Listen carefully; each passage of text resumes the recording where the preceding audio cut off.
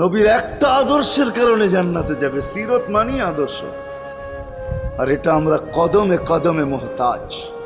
কেননা এই ছোট জীবনটা যদি গ্রহণযোগ্যতা পর্যন্ত পৌঁছাইতে হয় আল্লাহর কাছে, চাই নারী হই, চাই যুবক হই, চাই বৃদ্ধ হই, যেই মানুষই হই না কেন, যেখানেরই হই না কেন, যেই বাসারই হই না কেন, যেই বর্ণেরই হই না কেন, যেই পেশারই হই না কেন, যেই সোসাইটিরই হই না কেন, এই জীবনটাকে যদি গ্রহণযোগ্যতা পর্যন্ত পৌঁছাইতে হয় কার কাছে? দুনিয়াওয়ালাদের কাছে না, মালিকের কাছে, যিনি এক ফোঁটা পানির থেকে অস্তিত্ব দিছেন, যার কাছে আবার আমাদেরকে ফিরা যেতে হবে।